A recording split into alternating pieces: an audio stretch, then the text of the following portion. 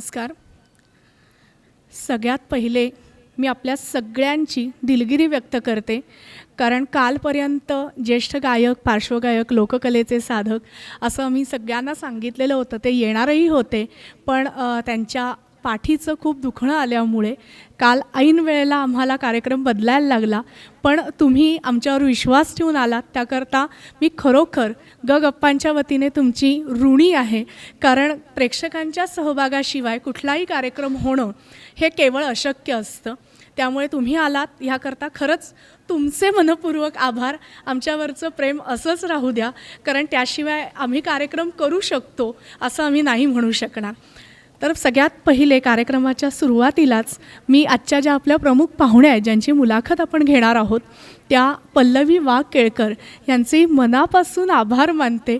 कारण काल रात्री फोन केल्यानंतर कुठल्याही प्रकारचे आढेवेढे न घेता हो आपण करूया असं एका शब्दात सांगितल्यावरती जो आम्हाला एक असा सुटकेचा श्वास टाकायला मिळाला, त्याकरता त्या खूप महत्त्वाचा होता. कारण नाहीतर रात्री 9 नंतर काय करायचं हा आमच्या पुढचा प्रश्न होता. आणि माझ्या मते त्याही माझ्या या पुढच्या वाक्याशी सहमत असतील. हा सगळा जो योग जुळून आलेला आहे तो ज्येष्ठ अभिनेते उदय सबनीस यांच्यामुळे जुळून आलेला आहे. त्यामुळे मी त्यांचेही म्हणजे मनापासून आभार नाही मानणार, कारण त्यांच्या हाताखाली मी शिकलेली आहे. आम्ही सगळेजणं त्याला, तुम्हाला माहिती असेल तर सॅबीदादा ह्या नावाने ओळखतो. त्यामुळे सॅबीदादाचे आभार नाही, पण खरंच कधीतरी कोणीतरी आपल्या पाठीशी नेहमी उभं राहतं, त्याशिवाय आपण उभे राहू शकत नाही. तर आज ह्या सगळ्या अनौपचारिक गप्पांमध्ये ह्या काही औपचारिकता होत्या ज्या करणं अत्यंत आवश्यक होतं. त्याशिवाय आम्ही काहीच करू शकणार नव्हतो पुढे. पण हे सगळं होत असताना गप्पा काय आहेत, कशा आहेत, हे आता माझ्या मते आमच्या प्रेक्षकांना बऱ्यापैकी समजलेले आहेत. बरेचसे प्रेक्षक आम्ही नेहमी येतो, आम्हाला आवडतात अशा अनेक प्रतिक्रिया आम्हाला देतात. इथेच नाही तर व्हर्च्युअली ज्यावेळेला एखादा एपिसोड आमचा यूट्यूबवरती जातो तर तोही खूप छान पद्धतीनं पाहिला जातो, रिसीव्ह होतो. आम्हाला वाटतं ह्या सगळ्यातनंच आम्हाला एक आनंद देणारी ही सगळा प्रवास आहे. खूप वेगवेगळ्या मार्गाने वेगवेगळ्या मंडळींच्या मुलाखती आम्ही घेतल्या. तुम्ही त्याचे साक्षीदार आहात. पुन्हा पुन्हा ती उजळणी करण्याची गरज नाही आहे, त्याच्यात वेळ घालवण्याचीही गरज नाही आहे. तर मी आजच्या कार्यक्रमामध्ये प्रमुख पाहुण्या म्हणून आलेल्या ज्या आहेत त्या पल्लवी वाघ केळकर ह्यांना उत्तर देऊन आपल्या प्रथेप्रमाणे त्यांचं स्वागत करावं गप्पांच्या वतीने असं मी घनश्याम दीक्षित यांना सांगते. अत्तर एवढ्या करताच की फुलं कोमेजून जातात. अत्तर कायम सुगंध देत दरवळत राहतं. आणि हे अत्तर जे आहे ते आपल्याला नेहमीप्रमाणे स्पॉन्सर केलेलं आहे देवीप्रसाद सोहनी यांनी मनस्विनी गृहोद्योगाकडनं. त्याचप्रमाणे ह्या कार्यक्रम तुम्हालाही आता नावं पाठ झालेली आहेत, पण पुन्हा पुन्हा मुद्दाम घेते कारण काही हात असल्याशिवाय आपण पुढे जाऊ शकत नाही. तर वामनशंकर मराठे ज्वेलर्सचे अभय मराठे यांनाही उत्तर द्यावं अशी मी घनश्याम दीक्षित यांना विनंती करते. म्हणजे आता जवळपास याच्यानंतर ते मला ओरडणार आहेत, तो ओरडा मी खायला तयार आहे, माझी काही हरकत नाही आहे.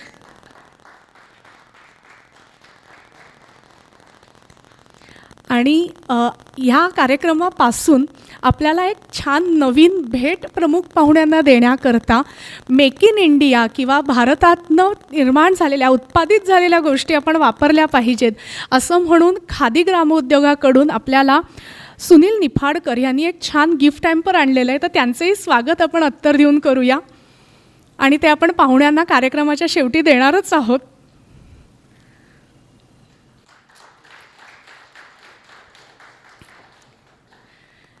मंडळी, मी जसं नेहमी सांगते तसं की आभार आणि ह्या सगळ्या औपचारिक गप्पांमध्ये आपण थोडाफार वेळ जातो, पण ती गरज असते, कारण त्याशिवाय काही अनौपचारिक गोष्टी घडून येत नाहीत.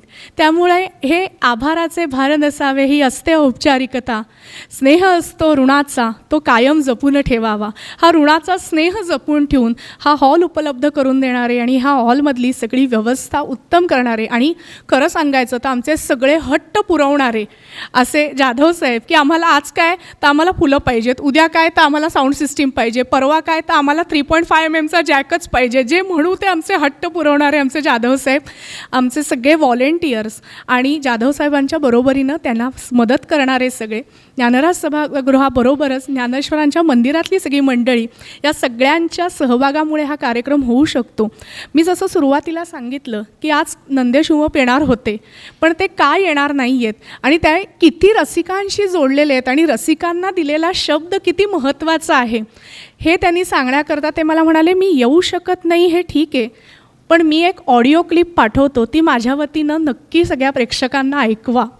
तर आपण ती ऐकूया आणि मग मुलाखतीला सुरुवात करूया. नमस्कार रसिक हो, नमस्कार. मी नंदेश उमप. फार वाईट वाटतं आहे आणि मनाला खूप वेदना होत आहेत की तुमच्या सोबत मी यंदा नाही आहे यावेळेस, पण पुढच्या वेळेस मी शब्द देतो. पुढच्या वेळेस खूपच मजेशीर कार्यक्रम आणि छान गप्पा, छान गाणी तुमच्या समवेत मी ऐकवीन, तुम्हाला ऐकवीन माझ्या काही आठवणी नक्कीच मी तुमच्याबरोबर शेअर करीन. पण यंदा तब्येत ठीक नसल्यामुळे मला येता येत नाही. इच्छा असूनही मला येता येत नाही आणि आवाजही साथ देत नाही. दौरे आहेत, धावपळ आहे, त्याच्यामध्ये तुम्हा सगळ्यांचा प्रेम आशीर्वाद आहे म्हणून धावपळ करतो आहे. पण यंदा हे शक्य होत नाही, त्याबद्दल मी दिलगिरी व्यक्त करतो आणि मनाला माझ्या खूप वेदना होत आहेत. मला त्रास होतो आहे की तुमच्याशी गप्पा येता येणार नाही. पण पुढच्या वेळेस मी नक्की ग्वाही देतो, आपण खूप खूप खूप गप्पा मारणार आहोत, खूप गाणी ऐकणार आहोत आणि खूप किस्से ऐकणार आहोत. धन्यवाद सगळ्या टीमचे, ज्यांनी ही मेहनत घेतली माझ्यासाठी. खूप खूप धन्यवाद आणि क्षमस्व. आम्ही म्हटलं ना की कार्यक्रमात आम्ही जे जे हट्ट करतो ना ते सगळे आमचे हट्ट युनिवर्स म्हणा, कुठली शक्ती म्हणा, ते पूर्ण करतात. मी काल असं सहज म्हटलं, तुम्ही येत नाही आहात, मग प्रेक्षकांना कसं सांगायचं? छे तुम्ही काळजी करू नका, मी देतो की ऑडिओ क्लिप. असं समोरून म्हणणारे कलाकार ज्या वेळेला असतात त्यावेळेला खरी मजा येते. मी अभय मराठे यांना विनंती करते की आजच्या ज्या प्रमुख पाहुण्या आहेत त्यांना व्यासपीठावर घेऊन यावं.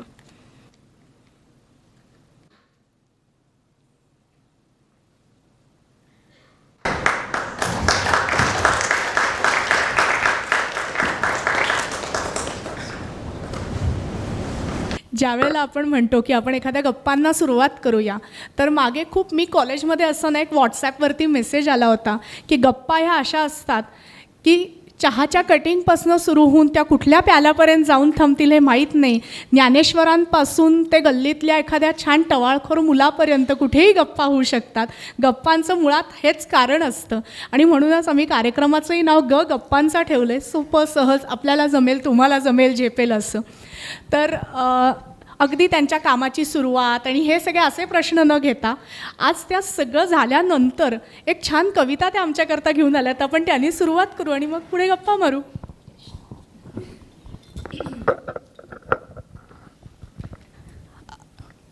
ऑन आहे ना. आजच्या कार्यक्रमाचा योगच बरंच काही सांगून जातो आहे. कलाकार हा संवेदनशील असतो.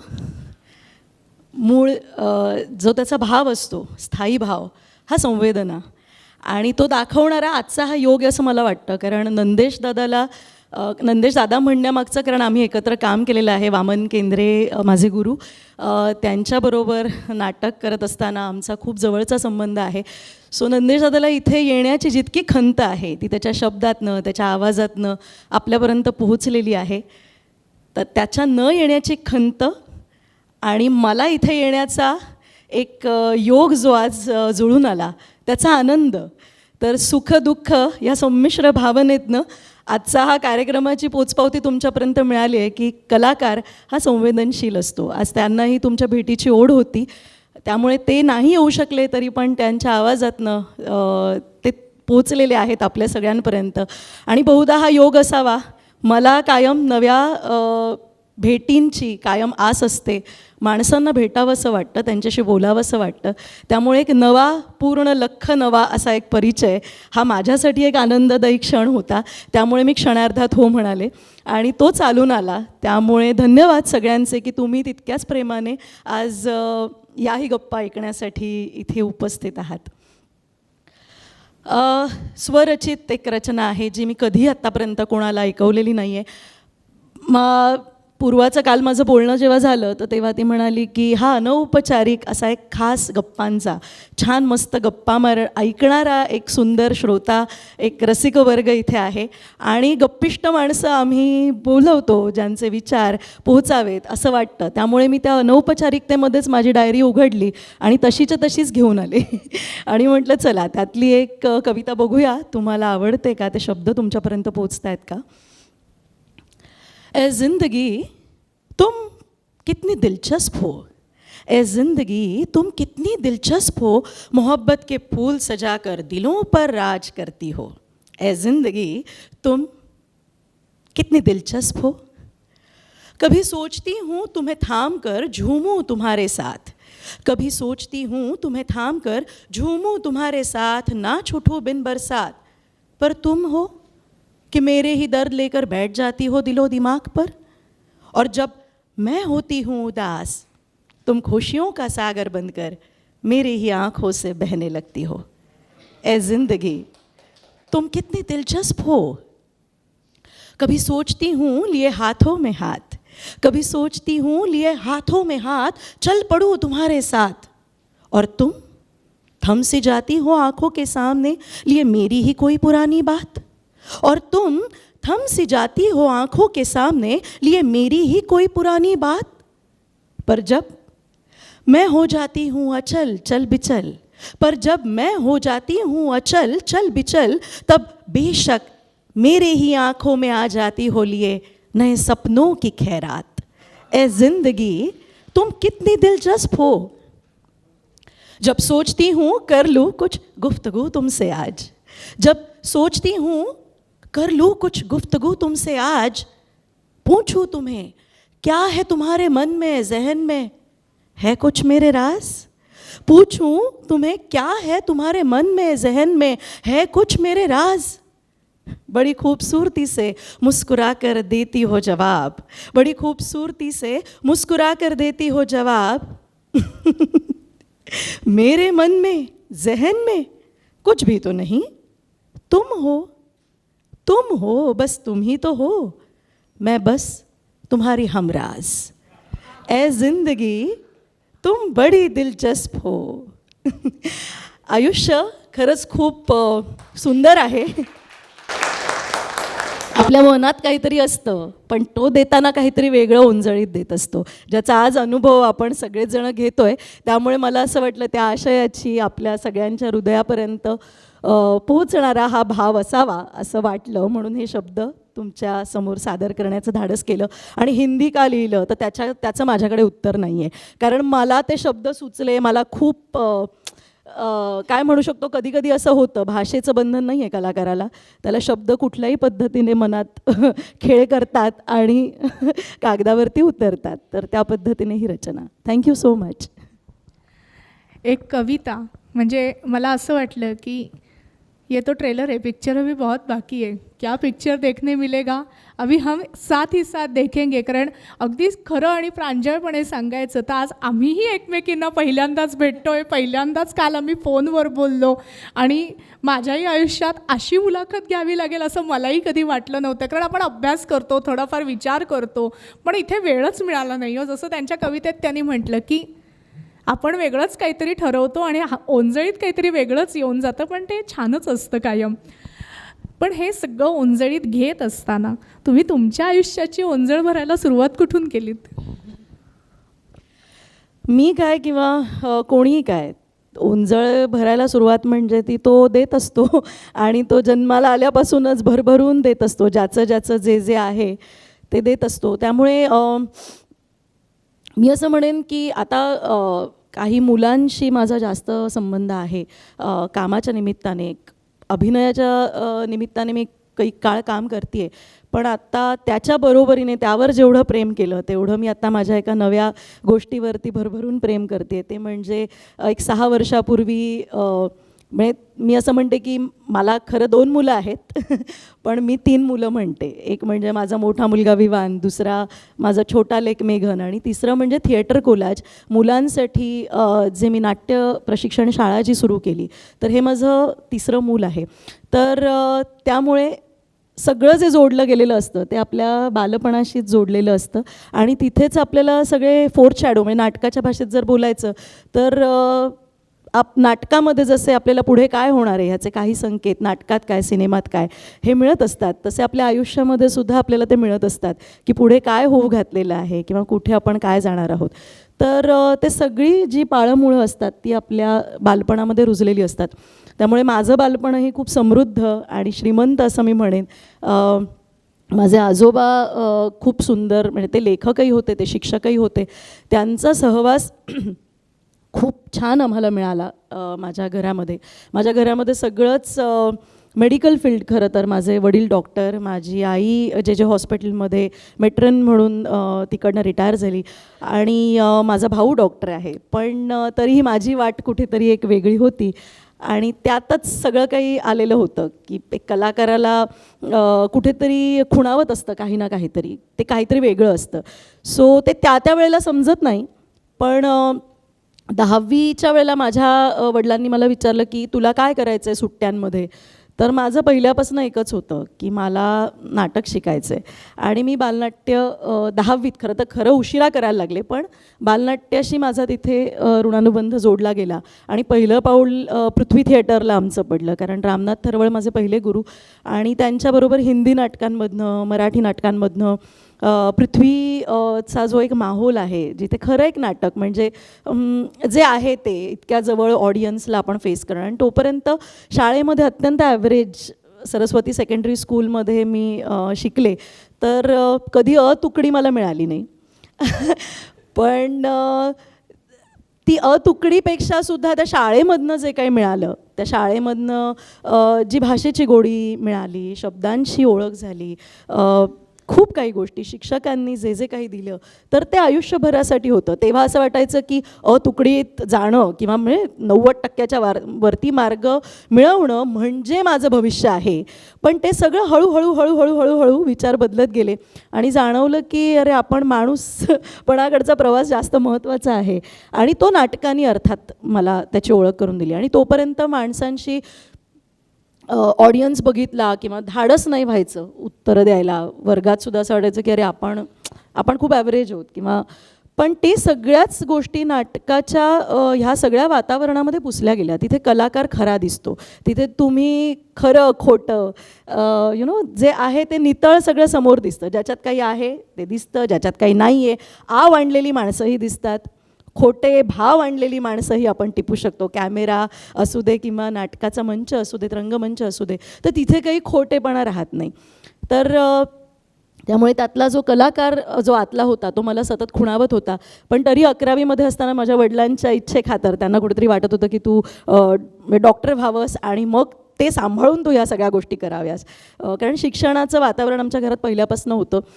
पण ते मला काही झेपलं नाही. मला 11वीमध्ये मी सायन्सला ॲडमिशन घेतलं आणि मला ना केमिस्ट्री कळत होतं, ना मला फिजिक्स कळत होतं, ना मला काही आणि मला फक्त सुचायचे शब्द मला कार्यक्रम ऐकावेसे वाटायचे. त्यावेळेला मुलाखतीचे कार्यक्रम, निवेदनासाठी कोणी विचारलं की हो मी आहे, गॅदरिंगमध्ये कोणाला काही मदत करायची मी आहे, नाटक बसवायचे मी आहे. पण हे मात्र जे काय आहे ते मला न झेपणारं होतं. सो मी घरामध्ये ते प्रांजळपणे सांगितलं, माझ्याकडनं ह्या कुठल्याही अपेक्षा कृपा करून करू नका आणि मला माझी एक वाट निवडू देत. आणि मी 12वीमध्ये माझं फील्ड चेंज केलं आणि मी आर्ट्सला 12वीसाठी जोशी बेडेकरला ॲडमिशन घेतलं. आणि त्यावेळेला फिलॉसॉफी हा विषय, खरं तर सगळे नवे विषय निवडले, पण तिथे नाटकांचं जोशी बेडेकरचं आमचं होतंच पहिल्यापासनं. एक उत्तम त्यांचा पहिल्यापासूनचा सगळा पायंडा होता. उत्तम नाटकं व्हायची, स्पर्धा व्हायच्या. तर त्या सगळ्या कंपूमध्ये गेल्यानंतर आता नाव आय कॅन ब्रीथ, मी आता श्वास घेऊ शकते असं वाटायला लागलं. आणि मग अभ्यास आणि हे जे ते माझ्या डोक्यात जे होतं की नाही आपण कमी हुशार आहोत किंवा माझं आकलन कमी आहे, तर ते तिथे गळून पडलं. आणि तिथे मला जाणवलं की तुम्ही तुमच्या आवडीची गोष्ट जेव्हा करता त्याच्यात आपण जीव ओततो. कुठलीही गोष्ट ज्याच्यात आपण आनंद घेतो तर तिथे आपला आत्मा आपल्याला सापडलेला असतो. त्यामुळे तिथे तुम्ही उत्तमच काहीतरी देऊ शकता. आणि ते करत असताना जेव्हा तुम्ही एखादी गोष्ट त्याला जोड म्हणून करता किंवा ती मूळ जरी असेल तरीसुद्धा त्यातलाही आनंद मिळतो. म्हणजे ते करत असताना मला अभ्यास करणं फारसं कठीण वाटलं नाही. आणि तेच मूळ ठरलं पुढच्या माझ्या सगळ्या वाटेमध्ये, पुढच्या प्रवासामध्ये. आणि आत्ता मुलांसाठी जो काही हो घातलेला विचार आहे तर त्याची सगळी बीजं ही तिथे रोवलेली आहेत. ती थोडीशी स्वानुभवावरनं आहेत. आणि आत्तापर्यंत जी काही मंडळींनी आपल्यासमोर उदाहरणं ठेवलेली आहेत त्या सगळ्याच्या अभ्यासातून निर्माण झालं ते म्हणजे थिएटर कोलाज.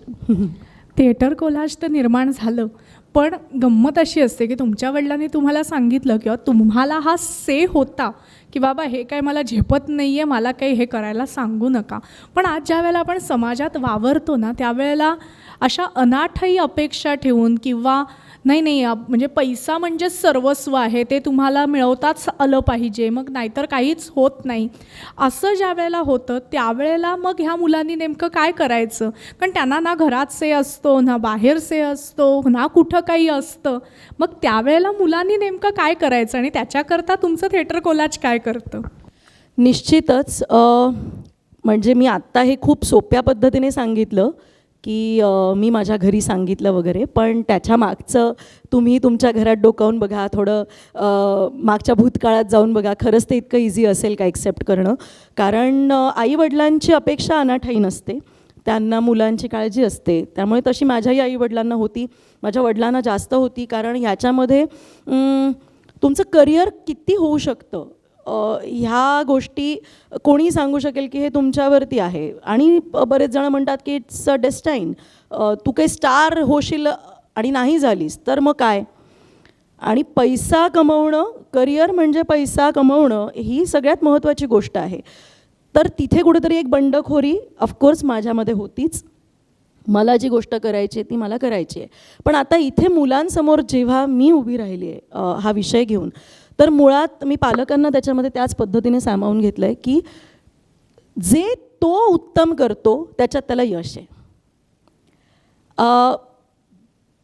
करिअर पाथ हा जो मुद्दा आहे, म्हणजे डॉक्टर पण उत्तम शिक्षण घेऊनही त्यांना किती अपॉर्च्युनिटीज मिळत आहेत. आणि तितका डोळस आत्ता आपला पालकवर्ग आहे. आणि जे नाही आहेत त्यांनी असायला हवं, याच्यासाठी मी कायम पेरेंट्सबरोबर कम्युनिकेट करत असते या गोष्टीला घेऊन. म्हणून 5 ते 15 वयोगट सगळ्यात महत्त्वाचा मला वाटतो. टिपकागद असतो तो. आपण जे समोर देणार ते टिपणार आहेत आणि त्यातूनच ते घडणार आहेत. त्यामुळे हा जो काळ आहे तो इतका महत्त्वाचा आहे. आता आपल्या बालपणाकडे आपण पाहिलं म्हणजे जे माझ्याशी आता तू मी आहोत, आपण अनेक जण समवयस्क आहोत आणि आपल्यापेक्षा आधीच्या पिढीतली ही मंडळी इथे बसलेली आहेत. सो त्यांनी पाहिलेला अजून समृद्ध होता. त्यांनी माणसांशी प्रत्यक्ष संवाद साधलेले आहेत. अनेक गोष्टी त्यांनी ज्या पाहिलेल्या आहेत, त्यांनी पाहिलेला आशय तेव्हाचा, हे तर अगदी रेग्युलर वाक्य ना, हमारे ज़माने में जो होता था वो आज नहीं है. मी जे पाहिलं ते तुम्ही नाही पाहिलं, ही वस्तुस्थिती आणि ती काळाच्या ओघाने ती पुढे तशीच जाणार आहे.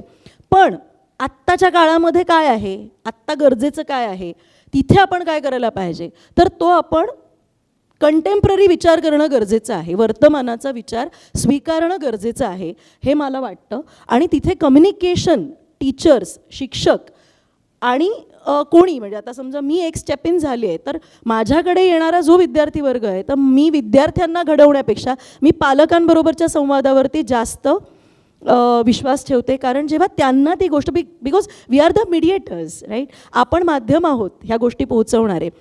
मी फोन माझ्या मुलाच्या हातात दिला, तो काय पाहतोय काही का पाहिना, दिला मी फोन, मी आय एम द प्रोव्हायडर, मी सप्लायर आहे.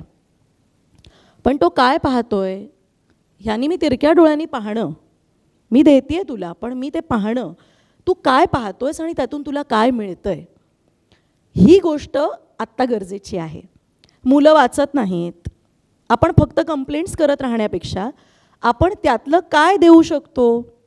मग मला तिथे असं वाटतं, मी जेव्हा थिएटर कोलाजची बांधणी केली, थोडंसं सांगते त्याच्या पार्श्वभूमीबद्दल, कारण बऱ्याच जणांना काय ही थिएटर कोलाजविषयी बोलते आहे. माझं मी ग्रॅज्युएशन फिलॉसॉफीमध्ये केलं, त्याच्यानंतर मला असं वाटलं, जसं माझ्या घरातलं मी सांगितलं की शिक्षणाला खूप महत्त्व आहे आणि स्टील त्याच्यामुळे माझा निश्चय खरोखर आता ठाम आहे की जसं तुम्हाला डॉक्टर व्हायचं आहे, तुम्हाला वकील व्हायचं आहे, तुम्हाला कुठलेही जेव्हा तुम्ही इंजिनियर व्हायचं आहे, तर तुम्ही त्यातलं तद्दन व्यावसायिक शिक्षण घेता. मग जर तुम्हाला कलाकार बनायचं आहे तर तुम्ही त्यातलं व्यावसायिक शिक्षणही घेणं गरजेचं आहे. याचा अर्थ जे मूळ उत्तम कलाकार आहेत त्यांना नाकारणं नाही आहे, त्यांच्यात उपजत आहे, त्यांनी ते मिळवलेलं आहे, त्यांनी ते ऑलरेडी हे केलेलं आहे. पण एक बाजू अशी आहे की प्रत्येक गोष्टीला अभ्यासाची जोड ही असली पाहिजे. एज्युकेशन, नॉलेज घेणं आणि फक्त मी नॉलेजेबल होण्यापेक्षा कोणी काय करून ठेवलं आहे त्याचीसुद्धा जाण तयार करणं हे खूप गरजेचं आहे. म्हणून याही क्षेत्राला अभ्यासाची गरज आहे. नाही तर बऱ्याचदा पेरेंट्स असं असतं, कोणाचंही ह्याच्यामध्ये एक चुणूक आहे, ही ना खूप छान डान्स करते, शी इज व्हेरी ॲक्टिव्ह, तिचे काय एक्सप्रेशन्स आहेत माहिती आहे, ती मस्त ॲक्टिंग करेल, हे आपणच ठरवून टाकतो.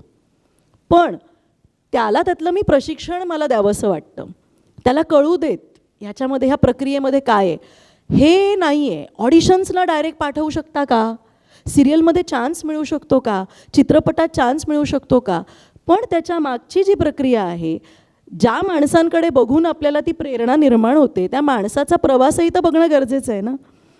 तर तो पाहणं गरजेचं आहे. आणि ह्या विचारातनं म्हणजे मला मी जेव्हा ठरवलं की आत्ता ग्रॅज्युएशनच्या पुढे काय, तर मी डायरेक्ट मला व्यावसायिक नाटकातनं खरं सुरुवात झाली. भद्रकालीचं माझं पहिलं नाटक होतं जाऊ तिथे खाऊ, मच्छिंद्र कांबळींचं आणि विजय निकम यांनी दिग्दर्शित केलेलं होतं.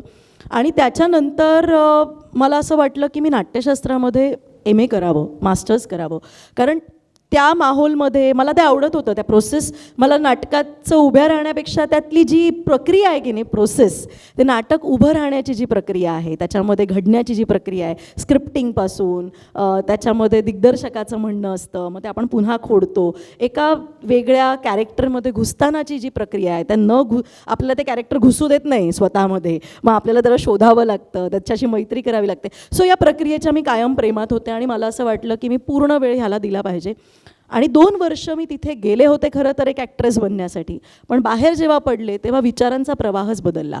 कारण तिथे मिळालेले पुन्हा शिक्षक, गुरु, जयदेव हट्टंगडींसारखे गुरु जेव्हा आम्हाला लेक्चर द्यायला यायचे, तर त्यावेळेला त्यांचं पहिलं असायचं, ते ठोकून बघतात ना, कुंभार कसं मडकं कच्चं आहे की पक्क आहे हे बघणं. किंवा शफात खान आम्हाला म्हणजे he is a playwright, आणि ते आम्हाला नाटकाचं लिखाण शिकवायचे, नाटक कसं लिहायचं हे शिकवायचे. आणि पण ते आल्यानंतर म्हणायचे, तुझा अर्धा ग्लास भरलेला आहे की रिकामा आहे, भरलेले ग्लास असतील तर बाहेर जा, किती भरलेला आहे. सुरुवातीला ते कळायचं पण नाही. असं काय विचारतात सर. जयदेव हट्टंगडी पहिले म्हणायचे की बाहेर जा, हिरो बनने आया है तो पहले बाहर निकल, हिरोईन बनने आई हो तो पहले बाहर निकलो. ह्यातूनच ती प्रक्रिया सुरू झालेली होती की तुम्हाला नेमकं ह्यातनं काय घ्यायचं आहे, तुम्हाला त्यातनं वेचायचं काय आहे, त्या घडण्याच्या प्रक्रियेला वेचायचं आहे आणि स्वतःला आजमावायचं आहे की खरंच माझ्यामध्ये काय आहे आणि मी काय करू शकते, जे नाही करू शकत आहे त्याच्यासाठीच्या तयारीसाठी मी इथे आलेली आहे. सो त्या सगळ्या प्रक्रियेतनं बाहेर पडल्यानंतर काही काळ सिरियल्स केल्या, नाटकांमधनं काम केलं, पण त्याच दरम्यान मुलं हा माझा कायमच एक वीक पॉईंट आहे. मला मुलं कायमच आवडायची, त्यामुळे येणं तेना प्रकारे मी कुठे ना कुठेतरी जोडली जायचे आपोआपच योगायोगाने.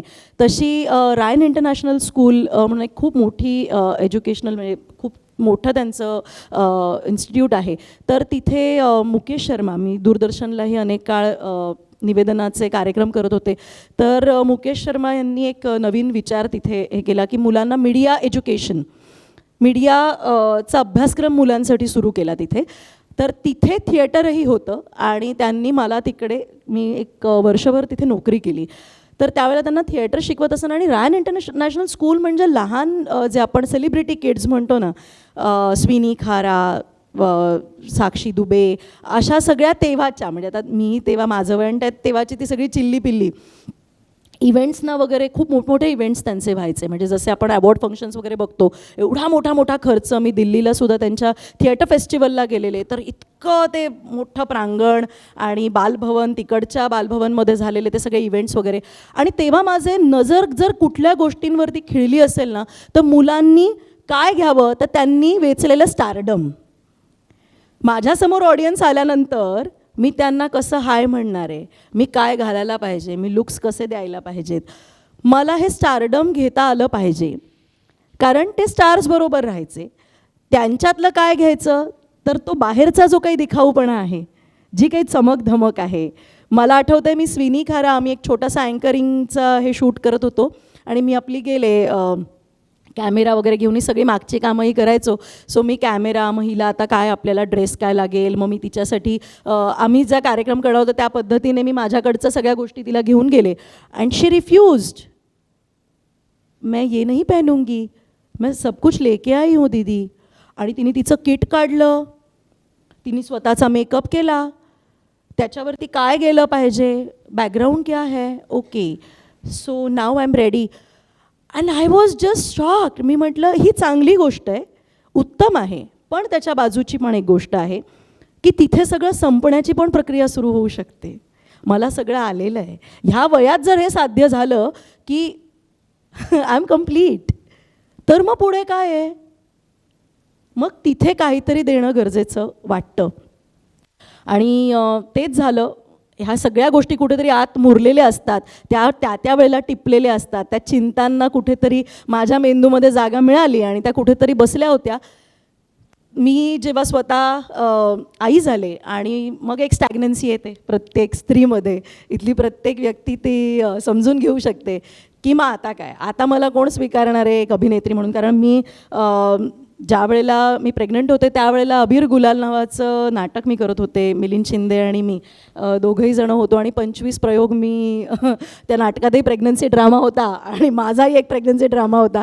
सो मी तसे 25 प्रयोग केले आणि मग थांबावं लागलं आणि बाळ झालं. मग आता काय, आता साईज वाढला आहे, आता काय थांबलं आहे, म्हणजे आता सगळं आयुष्य थांबलं आहे. पण अर्थात काही खूप चांगली मंडळी जोडली गेली आहेत पहिल्यापासून. जसं संपदाताईसारखी व्यक्ती, तिच्याबरोबरचा एक मैत्रीचा जो काही आमचा छानसा धागा आहे तो इतका गोड आहे. शी इज द सिनियर, पण तरीसुद्धा नव्या व्यक्तींना आपलंसं करून घेण्याची जी तिची बखुबी आहे. तर तिथे जे थांबलं होतं तर तिने तो हात दिला आणि ती म्हणाली काही असू देत, आपण हे एक नॉर्मल रुटीन आहे एका स्त्रीचं, ते येणार आहे, पण म्हणून आपलं स्वत्व नाही विसरायचं आहे आणि आपलं काही थांबवायचं नाही आहे. Show must go on. आणि एवढंच माझं 5 महिन्याचं पिल्लू होतं, पण किमयागार नाटक जेव्हा तिने ओपन केलं, ती दिग्दर्शिका होती. आधी आम्ही त्याचे 25 प्रयोग केले होते दत्तविजय प्रोडक्शन्समध्ये 2 वर्षापूर्वी. आणि मग पुन्हा 2016मध्ये तिने पुन्हा नाटक रिओपन केलं. सो तेव्हाचा माझा साईज आणि त्याच्यानंतरचा साईज, ह्याच्यामध्ये इतका जमीन आसमानाचा फरक. त्यात माझ्यासमोर अंगद मस्कर. मी म्हटलं अगं ताई, माझ्यात ॲब्सोल्युटली कॉन्फिडन्स नाही आहे. पण ती म्हणाली नाही, तुझ्या साईजशी मला काही देणं घेणं नाही आहे, तुझ्यातल्या आतल्या अभिनेत्री तिथे उभी राहणार आहे आणि ती तूच मला हवी आहे. सो तिने तो दिलेला हात म्हणजे तो कॉन्फिडन्स होता. आणि तिथून पुन्हा जे काही थोडीशी धूळ मी झटकली आणि म्हटलं बस आता इथून आपण काही ना काहीतरी सुरू करायचं आहे. मे बी आपण फ्रंट स्टेजला नाही काम करणार, पण त्याच्या मागे आपण काय करू शकतो. सो त्या दरम्यान मला असं झालं की आता मुलाला सांभाळता सांभाळता आपण काय, तर तिथे मला असं वाटलं की फक्त माझं मूल नाही, त्याच्या बरोबरीने आपण इतरही मुलां, ते मे बी आई पण जे येतं ते त्या विचारात पण आलं. आणि असं एक थिएटर स्कूल आपण सुरू करूया की जिथे जी गरज मला वाटली त्यावेळेला. कारण बालनाट्य शिबिर म्हटलं की पहिले सगळे आपण बोर्ड्स बघतो की तुम्हाला सिरियलमध्ये काम करण्याची संधी, तुम्हाला स्टार बनण्याची संधी, आम्ही तुमचे शिल्पकार. सो म्हणजे इथे कोणाला चुकीचं म्हणण्याचा माझा काहीच उद्देश नाही आहे 100%. कारण प्रत्येकजण त्याच्या क्रिएटिव्हिटीनुसार आणि ते उत्तमच देत असतो. पण मला जे मी जसं पार्श्वभूमी त्याची सांगितली की मला जे हुक झालं ते हे होतं की प्रक्रियेत मुलांना जर आपण आणलं तर जास्त इंटरेस्टिंग हा प्रवास होऊ शकतो का.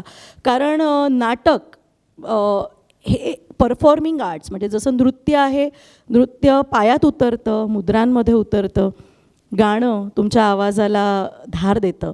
परफॉर्मिंग आर्ट्स हा कम्प्लीट जो नाट्य प्रकार आहे हा संपूर्ण माणूस घडवतं. आणि ते फक्त अभिनय शिकवणारी फॅक्टरी नाही आहे, ती माणूस घडवणारी एक प्रक्रिया आहे. आणि त्या प्रक्रियेची ओळख मला तिथे करून द्यावीशी वाटली. मग काय करू शकतो आपण.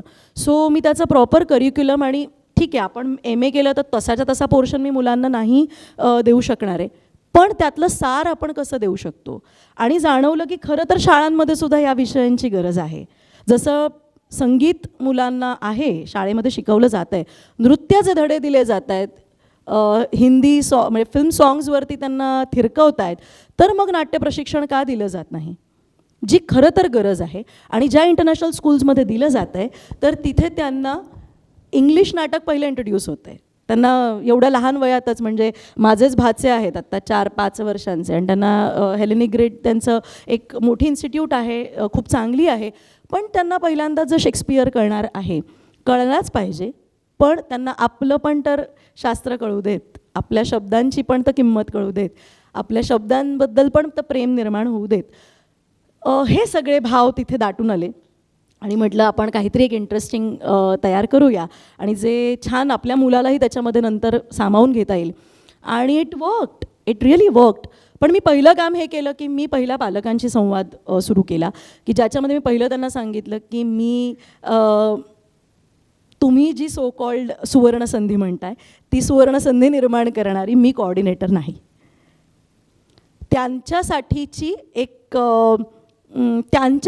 ते स्वतः काय संधी निर्माण करू शकतात, ते स्वतःतल्या काही जाणीवांना कसे ओळखू शकतात, त्यांना काय वाटतंय, हे पण ऐकणारं, चुका करून पाहणाराही एक मंच आपल्याला असावा लागतो, जो आम्हाला 2 वर्षामध्ये मिळत होता अकॅडमी ऑफ थिएटर आर्ट्समध्ये. आरशासमोर वेड्यासारखे चाळे करताना किंवा काही, म्हणजे मला आठवतं आहे की मी वामन सर आमचं मेजर प्रोडक्शन बसवत होते, वामन केंद्रे, वेदपश्य, इडिपस या ग्रीक नाटकाचं त्यांनी राजस्थानी फॉर्ममध्ये ते नाटक बसवलं आणि त्यातली मी राणी योकास्ता करत होते आणि मला काही गेलं ती सापडत नव्हती. तर मूळ असतं म्हणजे त्याची प्रक्रिया अगेन, की त्याचे टूल्स, एक म्हणजे भाव इथे तुम्हाला दाटावा लागतो आणि दुसरं म्हणजे त्याच्या बाकीच्याही बाजूंचा एक तटस्थ म्हणूनही तुम्हाला त्या पात्राचा विचार करावा लागतो. ह्या सगळ्या प्रक्रियेमध्ये जाण्यासाठी तुम्हाला त्या प्रक्रियेमध्ये राहावं लागतं आणि ते राहण्यासाठी तुम्हाला घरात राहून नाही चालू शकत. त्याच्यासाठी एक मोकळं दालन लागतं. ती म्हणजे शाळा असते, ती म्हणजे असं एखादं आमचं जे प्रांगण आहे, गुरुकुल आहे, ते असू शकतं. सो त्या सगळ्या प्रक्रियेमध्ये जेव्हा ते मला सापडलं, नसलेल्या गोष्टीसुद्धा जेव्हा आपल्यामध्ये दिसायला लागलं, स्वतःतल्या खामिया, कमीपणा काय आहे तो पारखता आला, तो स्वीकारता आला, ज्या ठिकाणी चुकता आलं तो मंच जेव्हा तिथे मिळाला, तेव्हा असं जाणवलं की मुलांसाठी सुद्धा असा एक मंच असला पाहिजे जिथे तुम्ही करा चुका आणि त्यातून तुम्ही आजमावा काय योग्य आहे, काय अयोग्य आहे. तर तो देणारा मंच म्हणजे थिएटर कोलाजची स्थापना मी 2017मध्ये केली आणि त्यामध्ये व्हॉइस कल्चर जे नाटकाचे विषय आहेत, ज्याच्यामध्ये आवाजावरती त्यांच्यावर प्रक्रिया होते किंवा बॉडी लँग्वेज आहे, बॉडी मुवमेंट्स आहेत, मेमरी गेम्स, ते शाळेच्या अभ्यासक्रमाशी कसं समांतर जाऊ शकतं ह्याचा विश्वास, कारण जिवंत प्रक्रिया आहे ना नाटक. तुम्ही एकदा समोर उभे राहिलात की ऑडियन्स आणि तुम्ही, बाकी काही नाहीच आहे, मधला काही दुवाच नाही आहे. हां, म्हणजे you have to face it. एक तर तुम्ही थांबलात की संपलात, पण तो मंच तुम्हाला ती ताकद देतो, तो आत्मविश्वास देतो आणि त्यातून तुम्ही आपोआप तयार होता. सो त्यामुळे तुमची मेमरी आपोआप शार्प होते आणि ती तुम्हाला अभ्यासालाही पूरक ठरते. हे हळूहळू जाणवायला लागतं. म्हणजे आत्ताच्या आमच्या नाटकाची जी मुलं आहेत, आमच्या अख्ख्या तालमींच्या प्रक्रियेमध्ये ते ऑलिम्पियाडच्या एक्झाम्स देत होते आणि त्यातनं जेवढी मुलं बसली ती सगळी सेकंड लेवलला गेली आणि पालकांना हा प्रश्न, म्हणजे माझ्याशी बोलताना, की आम्हाला आश्चर्य वाटतं, ऑलिम्पियाडच्या सेकंड लेवलला मला तर वाटलं नाही की हा जो काही सगळा गदारोळ चालला होता नकलांचा, नाटकाचा, कोणी गाणं म्हणत आहे, कोणी ते रिहर्सल्स करत आहे आणि जे काही सगळं सुरू होतं त्याच्यामध्ये यांनी ऑलिम्पियाडची एक्झाम दिली आणि दोघंही जणं सेकंड लेवलला जेव्हा गेले तर हे सगळं हिडन आहे, हे न दिसणारं आहे, पण ते कसं पुढे येतं हे त्या अनुभवातनं ते पुढे येतं आणि ते डेफिनेटली वर्क होतं, म्हणून ते मुलांसाठी गरजेचं आहे. सो मेमरी गेम्स, जसं नाटक, तर हसत खेळत हे सगळे विषय त्यांना आपण तिथे इंट्रोड्यूस करतो. 3 विषय मला गरज वाटली. एक म्हणजे आत्ता मुलं काय पाहतायत. मी बोलत चालली आहे, मला मध्ये वाटलं तर प्लीज तू थांबव, कारण ओघामध्ये ते एकाला एक जोडलं जातं आहे. म्हणूनच या अनौपचारिक गप्पा आहेत. मला आधीच खरं तर ती हे दिली होतीस की बोलत राहायचं आहे, त्यामुळे मी ती संधी अगदी तशीच्या तशी घेतली आहे. सो ह्यातले जे विषय आहेत तर त्यातले 3 विषय मला गरजेचे वाटले. ते म्हणजे मुलं काय पाहतायत. जे जाणवलं पालकांशी बोलताना सुद्धा की काय दाखवलं जात आहे किंवा काय पाहतायत मुलं. तर यूट्यूब हा अगदीच फुकट मिळालेला सुंदर कंटेंट आहे, ज्याच्यावरती जे त्यांना दिसतं ते पाहतात. चित्रपटांमध्ये जे कमर्शियल फिल्म्स येतात, एखादी तारे जमीन पर सारखी कधी आली असेल किंवा जी काय, तर त्या ॲव्हेंजर्स, आता ते ज्या व्हर्च्युअल वर्ल्डमध्ये ते जे काही रममाण झालेले आहेत त्याच्यामध्ये संवेदना जागरूक करणारे असा कुठला कंटेंट आत्ता खरं तर मुलांना मिळतोय, ज्याचा आपण डोळसपणाने विचार करणं गरजेचं आहे. त्याच्यामध्ये खरं काहीच घडत नाही आहे. आणि वस्तुस्थिती अशी आहे की मुलांसाठी आशय घन असा सुंदर आशय हा दरवर्षी चित्रपटांच्या माध्यमातून तयार होत असतो. चिल्ड्रन फिल्म असोसिएशनमधनं खोर्याने फिल्म्स तयार केल्या जातात, पण त्या कुठे जातात? त्या दूरदर्शनवरती दाखवल्या जातात. पण आपण दूरदर्शन पाहतोय का आता? आपण पॅन्डेमिकमध्ये ते सगळं पाहण्यात आलं तेव्हा पुन्हा त्या सगळ्या जुन्या आठवणींना उजाळा मिळाला, आपण नॉस्टॅल्जिक झालो आणि तिथेच खरं तर ती गोम आहे. आणि मग आपल्याला जाणवलं की आपण किती समृद्ध करणारा कंटेंट आपल्या बालपणात पाहिलेला आहे, तो आत्ता आपल्या लेकरांना मिळतोय का? तो मिळत नाही आहे. त्यावेळेला तो आपसूक मिळत होता, कारण चॅनल एकच होतं, आपल्याला ऑप्शन नव्हता, म्हणून ते मिळत होतं, उत्तम आपल्यापर्यंत पोहोचत होतं. पण आता जाणीवपूर्वक त्यांच्यापर्यंत आपण त्यातलं माध्यम बनणं गरजेचं आहे. आपण तो शोधणं, आपण तो आणून, जसं आत्ता हे जे तुमची प्रक्रिया आहे गप्पांची, याच्यामध्ये तुम्ही व्यक्तींना शोधताय, हुडकताय, म्हणून त्या येत आहेत पण ना तुमच्यापर्यंत, सापडत आहेत आणि तो एक सुसंवाद सुरू झालेला आहे. तीच सेम प्रक्रिया आहे की आपण त्या शोधात राहिलं पाहिजे. आणि हा अत्यंत महत्त्वाचा वयोगट आहे. उत्तम मोठ्या मोठ्या लोकांसाठीच्या आशयाच्या वेबसिरीजमध्ये इकडे तिकडे आपण किती किती विषयांना हात घातलेला आहे, अनन्यसाधारण विषयांना हात घातलेला आहे. पण हा किती महत्त्वाचा वयोगट आहे, 5 ते 15. तिथे काय घडतं आहे? तिथे बालनाट्य जेव्हा आत्ता मधल्या काळामध्ये आलं, जिथे रत्नाकर मतकरींसारखी मंडळी त्यांनी काय देऊन ठेवलं आहे त्या काळामध्ये, विच इज सो रिलेव्हंट. आत्ताही अलबत्या गलबत्या आपण इतकं एन्जॉय करतो आहे. आणि त्यांच्या लिखाणामध्ये आणि तेव्हाच्याही प्रक्रियेमधली ती गंमत होती की तेव्हा ते फक्त बालनाट्य नव्हतं, त्यांनी लहान मुलांबरोबर मोठ्यांनाही, मोठ्या कलाकारांना त्याच्यात सामावून घेतलेलं होतं. दिलीप प्रभावळकर तेव्हापासनं तेव्हा हा मुद्दा नव्हता, रे बालनाट्य आहे, मी का त्याच्यात काम करू, ते नाटक आहे. आणि बालनाट्य म्हणजे हा तर सगळ्यात महत्त्वाचा वयोगट आहे की तिथे जेव्हा जातं, कारण दे आर ब्लाइंड बिलिव्हर्स. ते एका विश्वासाने समोर बसलेले असतात, ते दे आर जस्ट रिसिव्हर्स. आपण तरी आत्ता तुम्ही इथे बसलो आहे, आपण एकमेकांजवळ हा माणूस कसा बोलतोय, खरंच ह्याला काही येत आहे का, है ना, ह्याच्या काही आहे का आडात पोरात काही आहे का, आपण ते सगळं तावून सुलाखून माणसं बघतो. त्यांना काय कळतं आहे? त्यांना फक्त एवढंच कळतं आहे की समोर आलं आहे, ते बघायचं आहे, नाही आवडलं तर तिथून उठून जायचं आहे, एवढं कळतं त्यांना. हां, पण त्यांना काही गोष्टीही कळतात ज्या आपल्याला असं वाटतं ह्यांना काय कळतं आहे, तर त्या गोष्टी त्यांना खूप कळतात. त्यातलं काय वेचायचं, त्यातलं काय नको, हे चर्चांमधनं जास्त लक्षात येतं. त्यामुळे मला असं वाटलं की मुलांसाठी चित्रपट दाखवणं ही अत्यंत गरजेची गोष्ट आहे, ज्याच्यामध्ये काही मान्यवर, माझ्या गुरु तुल्य अशा व्यक्तींनी मला प्रश्न केला की तू नाट्य प्रशिक्षण शाळा सुरू करतेयस, त्याच्यामध्ये चित्रपट दाखवण्याचा काय उद्देश आहे? म्हटलं हे एकात एकच आहे ना, म्हणजे हात गुंफलेले, ती एक कला आहे. आणि चित्रपट जितका इंटेन्सली पोचतो, कारण आता माध्यम अभिनयाचं सुद्धा चेंज झालेलं आहे. पूर्वी नाटकात काम करणार रडायचं म्हणजे असं, हे कोणी शोधलं मला कधी कळलं नाही. म्हणजे मी शिकवताना असं कसं शिकवू, मी रडते का अशी, मग तू आता रडायचं दाखवायचं आहेस, हां मला दाखव ती मुद्रा, की मग हे असं, हे कुठून आलं? असे आपण जगात कोणी रडत नाही. तर हे जे खोटे भाव पेरले जात आहेत ना, ते थांबले पाहिजेत आणि ते त्यांच्या निरीक्षणातनं बाहेर आले पाहिजेत. भाई मला माझ्याबरोबर जेव्हा असं घडतं तेव्हा मी काय रिॲक्ट करतो, आणि हे चित्रपटांमध्ये पाहायला मिळतं. चित्रपटातले बालकलाकार असे रिॲक्ट होताना दिसतील का आपल्याला? म्हणजे उत्तम आशयाच्या किंवा जे काही ज्या उत्तम फिल्म्स तयार केल्या जातात, नाही दिसत. तर त्यांना ते पाहणं, त्यांना ते उपलब्ध करून देणं फार गरजेचं आहे. हा विचार माझ्या मनात यायला, आणि जसं मी म्हटलं की ती आपली जी आतली अर्ज असते. तू मग अशी किती छान म्हटलंस की युनिवर्स आपल्याला देत जातं. आपला उद्देश, इंटेन्शन जर उत्तम असेल तर ती सगळी किमया आजूबाजूने आपोआप घडत जाते. आणि मला संतोष पाठारे, आम्ही टॅगशी संलग्न आहोत, तर तिथे मी हा विचार जेव्हा मांडला की मी अशी अशी नाट्यशाळा सुरू करते मुलांसाठी, ही केम फॉरवर्ड. ते स्वतः म्हणाले की कारण ते मोठ्यांसाठी चित्रपट म्हणजे त्यांना फिल्म अप्रिसिएशनचे कोर्स घेतात. प्रभात चित्र मंडळाच्या पॅनलवरती सचिव म्हणून ते आज गेले कित्येक वर्ष तिकडचा कार्यभार सांभाळत आहेत. त्यामुळे त्यांच्याकडे चित्रपटांचा खजिना आहे. आणि ते मला म्हणाले की हे खूप उत्तम काहीतरी तू सांगतेस की लहान मुलांना आपण चित्रपट दाखवूया. आणि येस, आपण मुलांना दाखवूया. बरं, हे वाटणं हे किती सुंदर आहे ना, छान आहे, वाव, काय मस्त ना. आपण मुलांना चांगले कारण ते मला आवडतात, तुम्हाला मला आवडतील, आपण बघितल्यावर म्हणू अरे वाव, मजिदींची फिल्म काय सुंदर आहे, व्हॉट अ टेकिंग, हे ते फलाना ठिकाणं.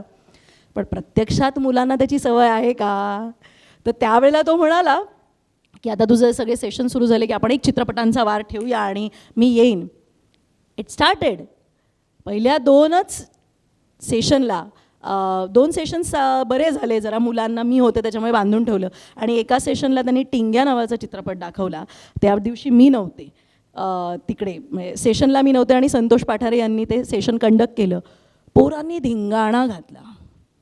एक जण, बरं तो आधी सुरुवातीला शॉक होता कारण 5 ते 15 मुलं हे ठीक आहे, पण प्रत्यक्षात बघतो तर चिल्ल्या पिल्ल्यांपासून सगळे दिसत आहेत.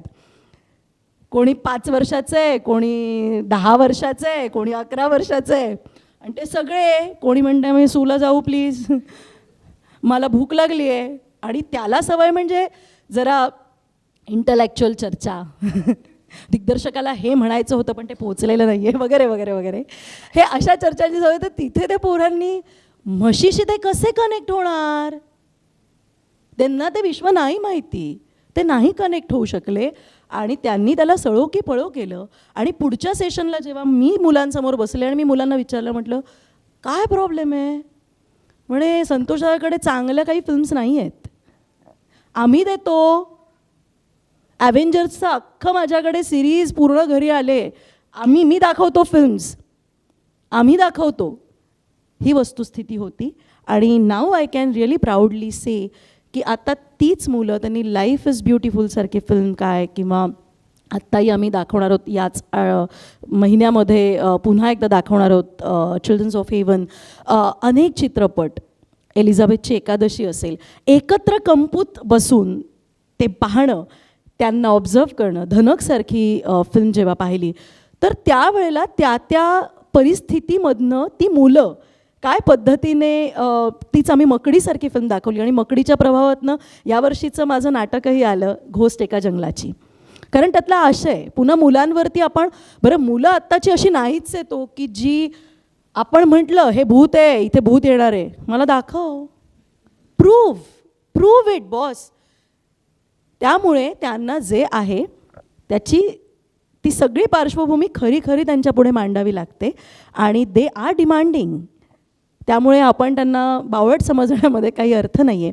आणि खरंच ते खूप छान पद्धतीने वर्क झालं आणि मुलं इतकं एन्जॉय करायला लागली आणि खूप मजा येते ह्या सगळ्या प्रवासाला. गेल्या 6-7 वर्षांमध्ये आम्ही ज्या काही चित्रपट, काही शॉर्ट फिल्म्स असतील किंवा ॲनिमेशन कसं तयार केलं जातं, ॲनिमेशन त्यांना प्रचंड आवडतं, त्याच्यातही एक जिवंतपणा जो काही तयार केला जातो, एक फिल्म कशी तयार केली जाते, मग त्यात त्यांना कुठले भाव आवडले, कुठले कॅरेक्टर्स आवडले, कुठले सीन्स आवडले, ते तुम्ही नंतर चित्रांमधनं व्यक्त करा.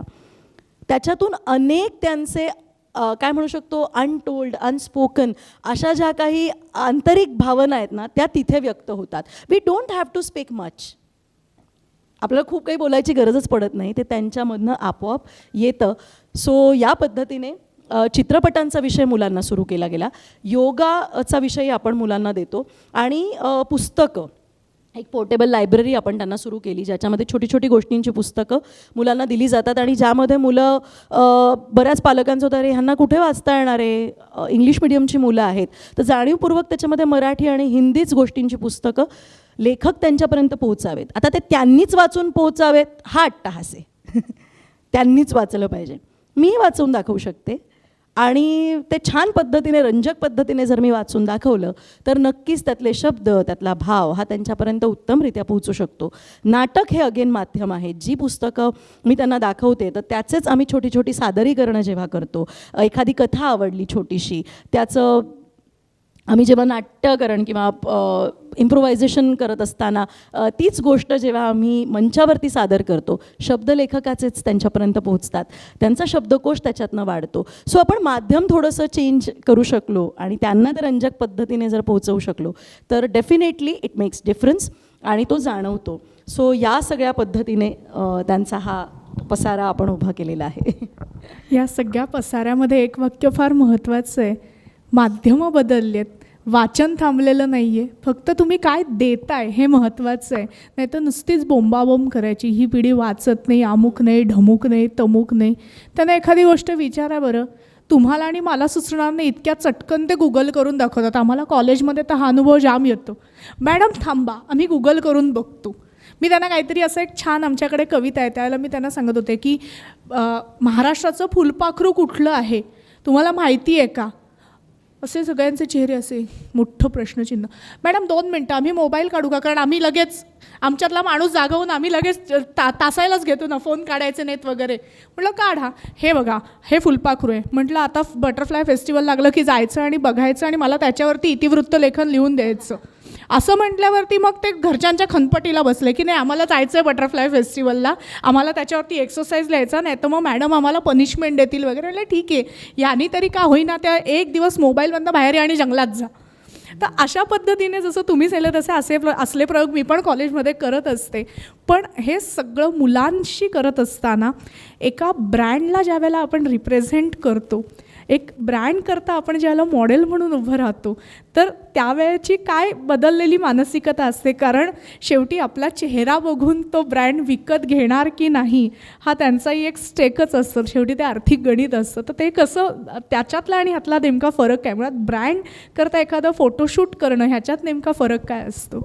मिशोसारखा ब्रँड ज्याला तुम्ही केला. ओके, हां, मी थोडं जोडले गेले. मी म्हटलं ओके, ब्रँड ते माझं काम आहे, तो माझा व्यवसाय आहे, तो माझा मूळ व्यवसाय आहे. अभिनय करणं, माध्यम कुठलंही असू दे, चित्रपट असू देत, मी आत्ता एक हिंदी चित्रपटही केला. ॲड्स एका सेकंदामध्ये तुम्ही इतकं म्हणणं पटकन पोचवत असता आणि समहाऊ माझी प्रक्रिया अशी आहे की आय जस्ट एन्जॉय इट. मला किती quantity of work I am doing it doesn't matter to me, definitely नाही. मला कधीच ते नैराश्य आलं नाही. म्हणजे मी खूप कमी 2 कामांमध्ये पण माझ्या नेहमी थांबलेलं असायचं. मी जेवढं निवेदन एन्जॉय करते, जेवढं मी साध्या गप्पाही एन्जॉय करते, तितकंच माझं हे कामही एन्जॉय करते.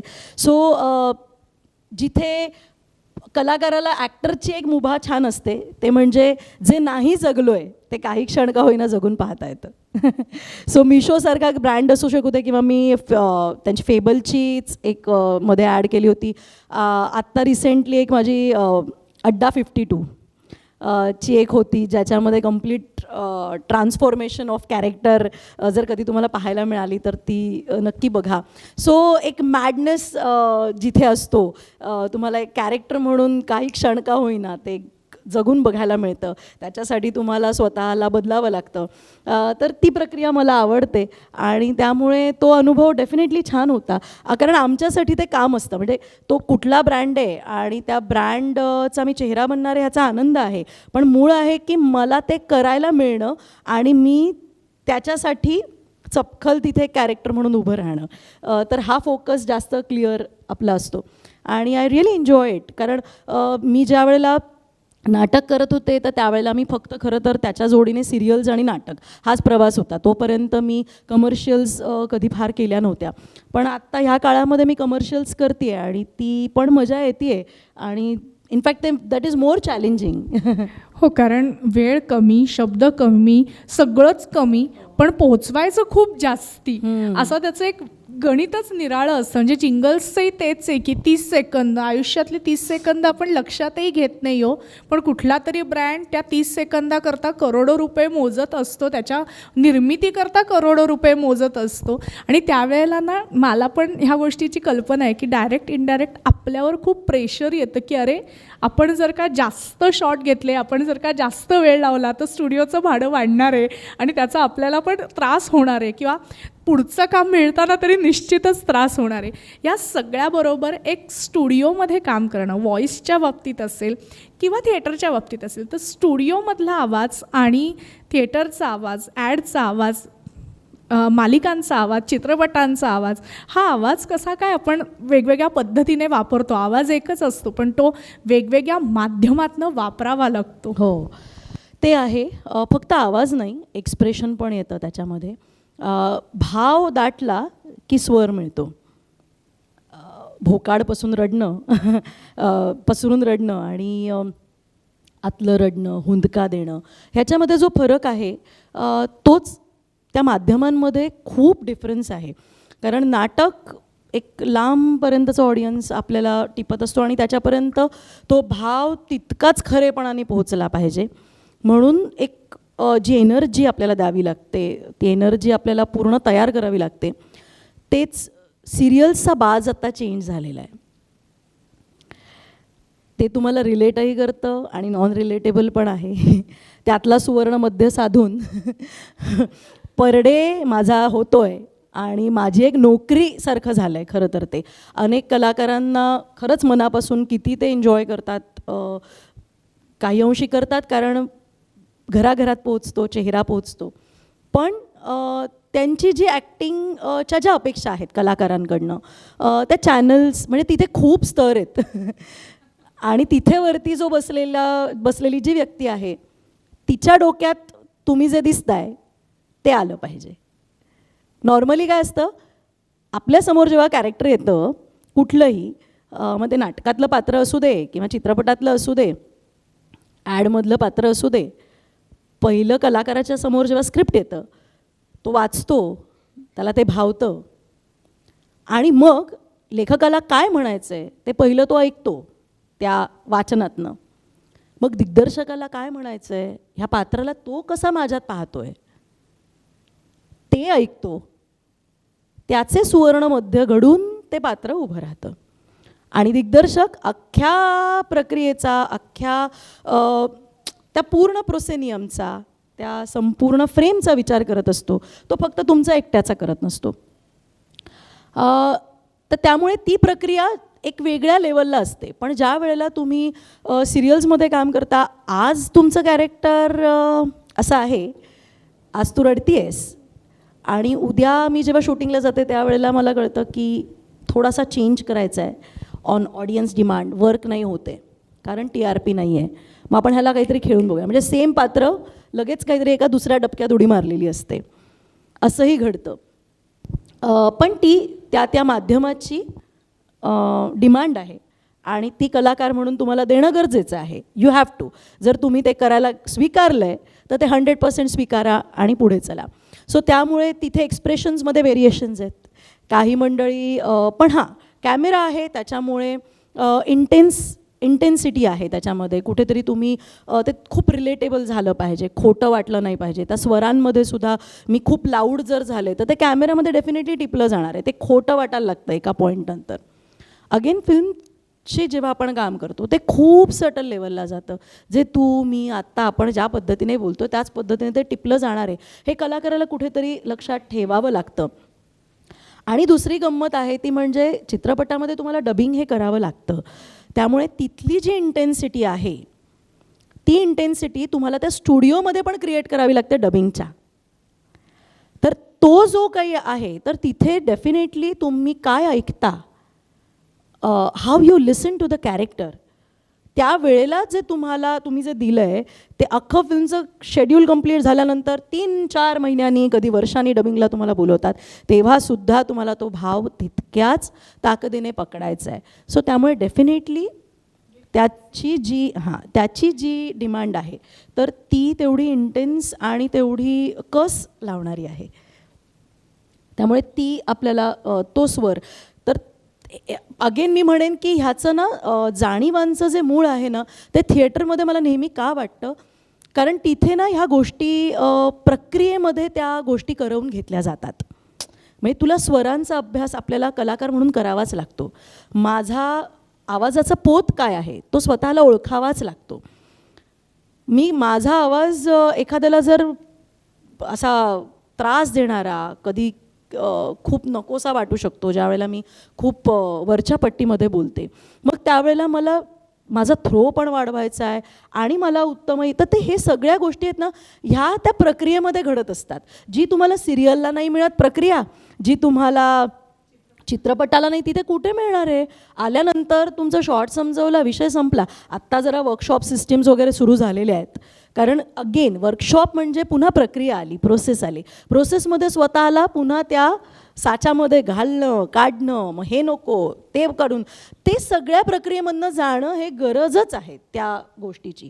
तर ती नाटकामध्ये जेवढी उत्तमरित्या मिळते ते जे दालन म्हणून कलाकारांना खरं पैसा नाही मिळत नाटकामध्ये पण समाधान मिळतं कारण तिथे त्यांना मी नसलेला सापडतो म्हणून त्यातली ती गंमत आहे. सो अगेन पुन्हा तेच की मुलांपर्यंत पण ते जाताना तेच गेलं पाहिजे हा आग्रह माझा कायम असतो. त्यामुळे जी मंडळी त्यांच्यासमोर येतात किंवा मी त्यांना ज्या पद्धतीने हेच का गेलं पाहिजे तर थोडा हट्टीवादपणा अनेकांना वाटतो माझा की एवढं काय त्याच्यामध्ये हा तर त्याच्यामागे हे प्रांजळ कारणं आहेत आणि म्हणून तो आग्रह आहे की हे या पद्धतीने गेलं पाहिजे.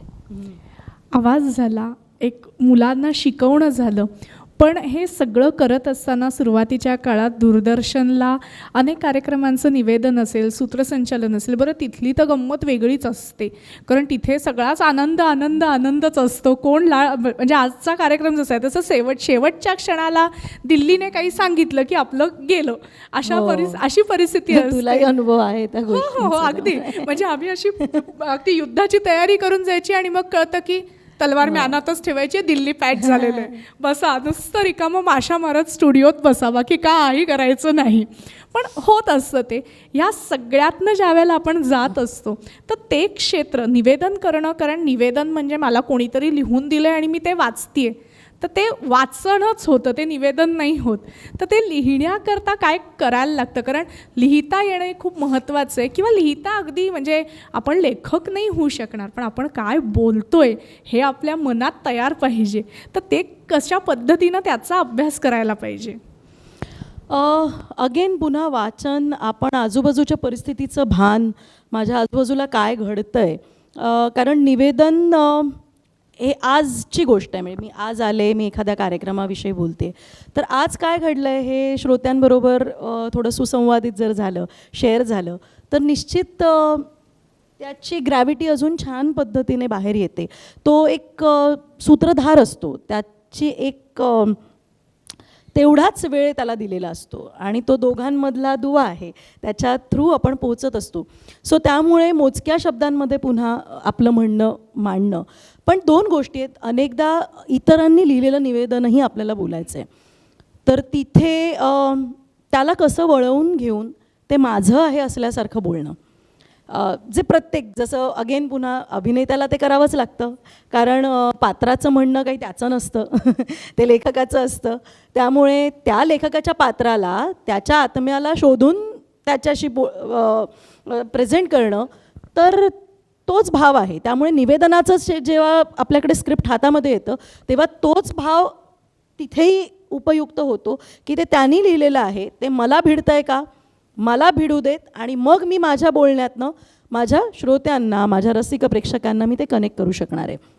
आणि त्याची लेखणी म्हणजे ते पुन्हा आपल्या आजूबाजूला जे काही आहे आपल्या आजूबाजूची माणसं आपल्याला जे काही अनुभव देत आहेत प्रसंग ते काय देत आहेत तर त्याच्यातूनच ते खरं तर हे होतं. आत्ता माझ्यासमोर जोशी काका बसलेत आणि मी खूपच कॉलेजमध्ये असताना सुभाष जोशी अतिशय उत्तम म्हणजे आत्ता हा लिखाणाचा मुद्दा निघाला आणि ते स्वतः इथे बसलेत. आम्ही गाण्याचे कार्यक्रम त्यांची जी सून आहे प्रीती जोशी आपल्या ठाण्याची अत्यंत उत्तम गायिका आम्ही कॉलेजमध्ये असल्यापासून खूप मोठे मोठे गाण्याचे कार्यक्रम करायचो आणि त्याचं म्हणजे रफी म्हणू नका मंगेशकर ही इज द म्हणजे ते PhD होल्डर आहेत त्याच्यामध्ये.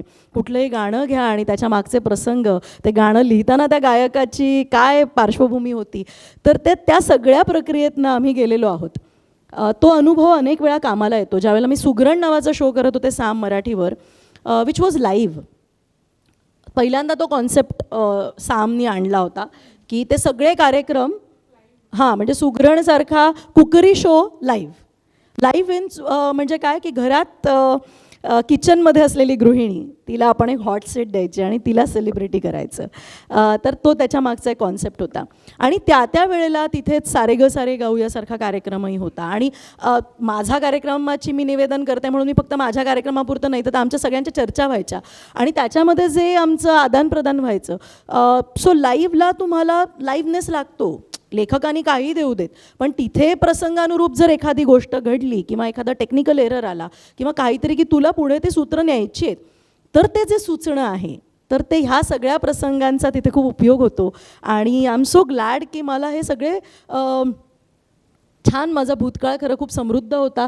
हे असे काही कार्यक्रम केल्यामुळे की जिथे आम्ही पानोनपानी स्क्रिप्ट्स त्यावेळेला बोलायचो. दूरदर्शनला जेव्हा मी आमची मुंबईसारखा कार्यक्रम करत होते, वन टेक म्हणजे काय म्हणतो ना, खूप सारे रिटेक्सवरनं वन टेक आर्टिस्ट, ही उपाधी मला माझ्या प्रोड्युसर आणि अगेन मी त्यांनाही माझ्या गुरुस्थानी मानते, वंदना शर्मा, त्यांनी मला दिली.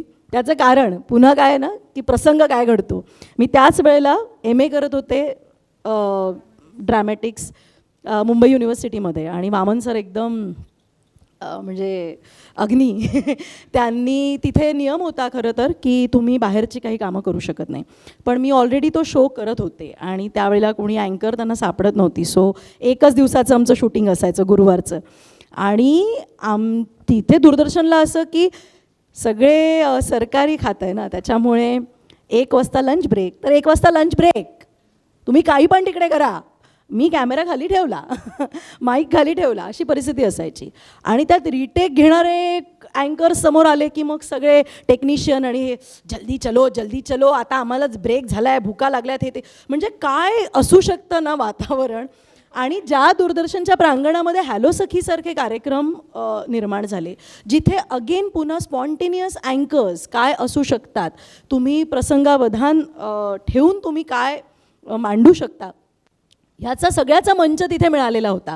सो ते पाहत ज्या वेळेला मी माझं कॉलेज करत होते आणि एक गुरुवार असायचा, त्या गुरुवारी नेमकं काहीतरी महत्त्वाचं लेक्चर किंवा कोणीतरी व्हिजिटिंग फॅकल्टी येणार असतील किंवा गोविंद नामदेव सरांचं आम्हाला ॲक्टिंगचं सेशन लागलेलं असेल आणि मला तेही घ्यायचं आहे आणि मला इथे जाऊन शूट करायचं आहे आणि तेही सरांना कळलं नाही पाहिजे मी शूट करून आले आहे. तर लिटरली मी स्वतःला एक टाईमलाईन द्यायचे. मला ठाण्यावरनं फास्ट ट्रेन पकडून कुर्ल्याला उतरायचं आहे, तिकडनं मी जाणार. मी स्वतःचा मेकअप, कारण आम्हाला अगेन नाट्यशास्त्रामध्ये कृष्णा बोरकर मेकअप शिकवायला होते, दूरदर्शनमध्येही पाहत काहीतरी, त्यामुळे जे शिकतोय ते आजमावायचे हे पहिल्यापासूनच डोक्यात होतं की आपण जे शिकतोय ते कुठेतरी करून पाहण्यासाठीच आहे ना, त्यामुळे ते करतच गेलं पाहिजे. त्यामुळे मी स्वतःला टाईमलाईन लावायचं की मला 5 पानं मोठी भरलेली, आणि आमचे मोहन सामंत म्हणून रायटर, अप्रतिम लिखाण, ते वाचताना खूप पोटात गोळा येईल, पण अर्थ त्यातला जर आपण घेतला तर कुठल्याही काय म्हणू शकतो शब्दवेड्या माणसाला, शब्दप्रेमी माणसाला तो मोह आवरणार नाही की आपल्या मुखातनं त्यांचे शब्द बाहेर पडले पाहिजेत. आणि असं व्हायचं, बाप रे आता हे एवढं मोठं बोलायचं आहे. पण तिथेच नाटक कसं उपयोगाला येतं. तुम्हाला शोला मलाही मुभा आहे का, तू थांबू शकतेस, नाही, मग इथेही नाही, हे नाटकाचाच प्रयोग आहे. सो माझ्या ब्रेनला कायम ह्या कमांड्स असायच्या की हा चंक मी कशा पद्धतीने बोलणार आहे आणि तो माझा 1 टेकमध्ये झाला पाहिजे. 5-10 सेगमेंट्स आहेत, 10 सेगमेंट्सला मला अर्ध्या तासात संपवायचंच आहे. माझ्यामुळे टीम थांबली नाही पाहिजे, कारण हे नाटकालाही स्वतःला सांगावं लागतं ना, आपण इतक्या वेळा तालीम आणि या सगळ्यातनं जातो, मग ते काय वेगळं आहे. आणि तिथून पटकन म्हणजे हे अभिमानाने मी सांगते अशातला भाग नाही आहे, पण आपण जे काही शिकतो ते कुठे कुठे कसं कसं पेरलं जातं, त्याचा कुठे कुठे आपल्याला उपयोग होतो, त्याची जी काही देवाणघेवाण आणि त्याचे जे काही सांगड आपल्याला अनुभवातनं लागत जाते ती म्हणजे ही होती. आणि त्याच्यामध्ये मी त्या टाईम लिमिटमध्ये माझं शूट आटपून मी इथे सेशन्सना हजर असायचे आणि ते सगळं मी त्या 2 वर्षामध्ये लीलया साध्य केलं. आणि माझं म्हणजे अकॅडमी ऑफ थिएटर आर्ट्सचं प्रशिक्षण संपल्यानंतरही माझ्या प्रेग्नन्सीपर्यंत मी आमची मुंबई हा कार्यक्रम करत होते. म्हणजे ऑलमोस्ट मी 15 वर्ष हा कार्यक्रम निवेदनाच्या स्वरूपामध्ये केला. इतक्या सलग करणं. आणि बरं तिथे गंमत अशी असते ना की अँकर परमनंट असतो आणि प्रोड्युसर कॉन्ट्रॅक्टवर असल्यासारखा बदलत असतो. आणि प्रोड्युसर बदलला की त्याची थॉट प्रोसेस बदलते, मग तो काहीतरी वेगळं सांगतो, आपण आधी काहीतरी वेगळं केलेलं असतं आणि मग त्यातनं ती जी काय सगळी धमाल होते ती धमाल म्हणजे त्याच्यातनं आपल्याला तो असं सुवर्णपद्य साधून की नाही आपला कार्यक्रम असा आहे. आणि समटाईम्स असंही होतं की नाही या ऐसा बोला है तो ऐसा ही होना चाहिए, पेपर पे ऐसा ही लिखा. अरे बाबा पण पेपर ते सांगतोय पण कार्यक्रम हे सांगतोय, हे समजावून सांगण्यात आपला जीव जायची पाळी येते. कारण हे सगळे अनुभव आम्ही आकाशवाणीवर घेऊन बसलेले आहोत. म्हणजे असं एकदा गंमत म्हणून सांगते, आमचा रेनबो रिवाइंड नावाचा प्रोग्राम असतो ज्याच्यात जुनी गाणी लागतात. तर रात्री 11 ते 2 त्याच्यात हौस ना, स्वतःवर एक्सपेरिमेंट करण्याची हौस. तर गाणी कशी निवडायची, तर रागांवर आधारित. म्हणून रागांवर आधारित गाणी असं मी माझं आता पेटंटच केलं की मी असले की 11 ते 12 तुम्ही ऐकाच आता रागांवरची गाणी, मी काय दुसरं तुम्हाला ऐकवत नसते. तर ऐकवता आला ना समोरनं एकदा फोन, झाली ना चुकून वेगळा राग सांगितला आणि वेगळं गाणं लावलं. आणि बरं श्रोते इतके तयार असतात की लगेच तलवार घेऊन बसलेलेच असतात. खणखणतोच फोन, तो खणखणला, खायच्या त्या खाल्ल्या, गाणं संपल्यावरती दिलगिरी व्यक्त केली आणि म्हटलं की चुकून झालं, आता काय झालं तर झालं, ॲक्सेप्ट करा आणि पुढे जा, दुसरा काहीच ऑप्शन नसतो. आणि त्याच वेळेला मी एकदा डॉक्टर सलीम अलींवर प्रोग्राम करत होते. मी बसल्या सीटवर 5 फूट हवेत रात्री 2:45 वाजताना उडले. कारण मला फोन आला, तुम्ही सांगताय माहिती ठीक आहे, माझ्याकडनं ना त्यांची बर्थ डेट लिहायची राहिली आहे, तुम्ही मला सांगाल का परत. म्हटलं 2:45 वाजताना आपला कार्यक्रम कोणीतरी लिहून घेते, नोट्स काढते, मी अशी झालेलं होतं माझं. त्यामुळे ही सगळी गंमत आहे. आणि ह्या सगळ्या गमतीतनं आज आपण किती समृद्ध होऊन बाहेर पडतो हे आज ह्या सगळ्या मुलाखतीतनं. मुलांना काय द्यायचं पण त्याच्याकरता मुळात असावं लागतं ना. ते असणं जे आहे ते कदाचित MA थिएटर आर्ट्स केलं म्हणून असेल, जोशी पेडेकरमध्ये हट्टाने ॲडमिशन घेतली म्हणून असेल, किंवा 15 वर्षाचा दूरदर्शनचा अनुभव असेल, अनेक कळत नकळत आपण ज्या गोष्टी टिपतो त्या सगळ्यातनं आलेला असेल. पण आज मला वाटतं आपण सगळ्यांनी ह्या गप्पा एन्जॉय केल्या असतील. एक वेगळ्या गप्पा होत्या. खरं तर आमचे श्रोते वेगळं मनात ठेवून आले होते, पण आता मला नाही वाटत आहे तुमचे सगळ्यांचे चेहरे बघून की आज आल्याचं काही तुम्हाला दुःख झालं असेल किंवा तुम्हाला रिग्रेट वाटला असेल तर मग मी त्याच्याकरता तुमची दिलगिरी व्यक्त करते. कारण शेवटी यश आणि अपयश दोन्ही स्वीकारण्याची तयारी असली पाहिजे, त्याच्याशिवाय काहीच करता येत नाही. आणि मी जे आज आपल्याला प्रमुख पाहुणे लाभलेले आहेत त्यांना, सुनील निफाडकर यांना विनंती करते की त्यांनी छान त्यांचं जे गिफ्ट हॅम्पर आहे ते त्यांना द्यावं.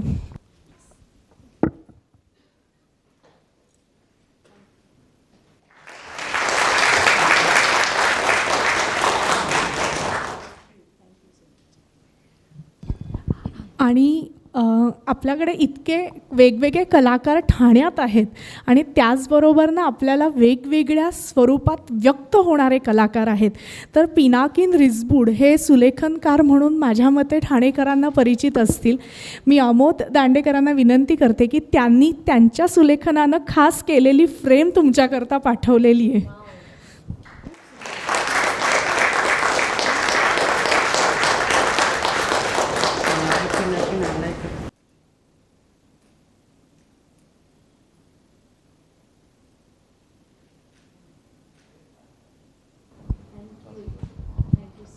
आणि इथे मी मुद्दाम एक उल्लेख करते, अमोद 1 मिनटं स्टेजवरच थांब. काल नंदेश उमप येणार, त्याच्या नावाची एक छान फ्रेम तयार होती. सगळं म्हणजे काय आता तयारी तर करायलाच लागते ना. आणि रात्री ज्या वेळेला ठरलं त्यावेळेला पहिला फोन अमोदला केला की बाबा रे ती फ्रेम बदलायची आणि मग तो तिकडे त्या पिनाकिन रिसबुडांच्या डोक्यावर बसून की नाही नाही आम्हाला वेगळी फ्रेम पाहिजे. आणि असं सगळं करून ती आज 6:15 वाजता ना फ्रेम तयार आहे असं तो घेऊन मागे आलेला आहे. त्यामुळे त्याचं विशेष कौतुक आहे.